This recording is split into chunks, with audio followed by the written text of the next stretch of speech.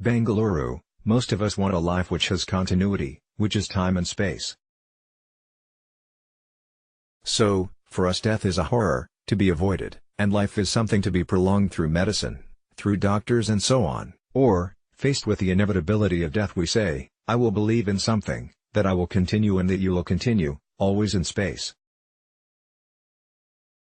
So, if one can put it this way, in the womb of the unknown, time and space exist, but without feeling one's way into the unknown, the mind becomes a slave to time and space. It took us time to get here, but does it take time to perceive anything, to see some which is not a matter of time? To see something as false, does it take time? To see the falseness of nationalism, the poisonous of it, does it take time? Please wait a minute, do not agree. I do not mean the intellectual, verbal seeing, but the actual seeing, the actual feeling of it so that you never again touch it. Surely, that does not take time? Time is relied upon only when the mind is ineffective, indolent. And death, why is there such fear of death? Not only for the aged but for everyone there is this fear. Why? And being afraid, we have invented all the lovely comforting theories, reincarnation, karma, resurrection, and all the rest of it. It is fear that has to be understood, but do not let us go back into fear. We are trying to understand what it means to die. Most of us want physical continuity, the remembrance of the things we have been, the hopes, the satisfactions, the fulfillment stash. Most of us live with the memories, the associations, the pictures on the mantelpiece, the photographs. And all that may be cut off when the physical body ceases, and that is a very disturbing thing.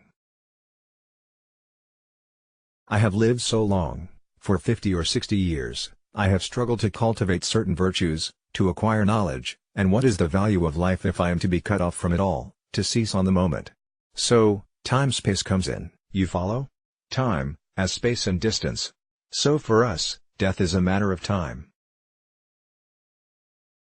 But that which has continuity, which knows no ending, can never renew itself, can never be young, fresh, innocent. It is only something that dies that has the possibility of a creation, a newness, a freshness. So, is it possible to die while living, to know the vitality, the energy of death, with all the senses wide awake? What does death mean?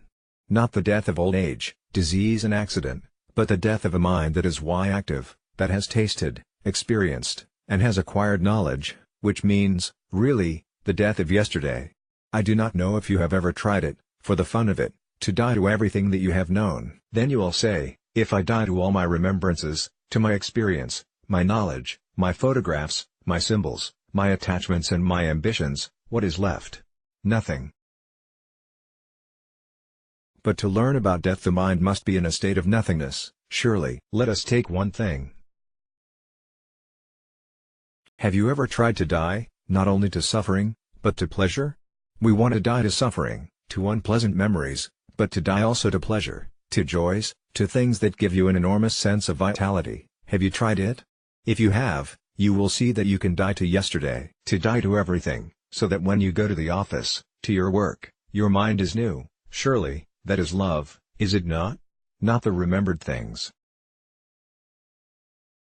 So, the mind has been put together through time, the mind is time. Every thought shapes the mind in time.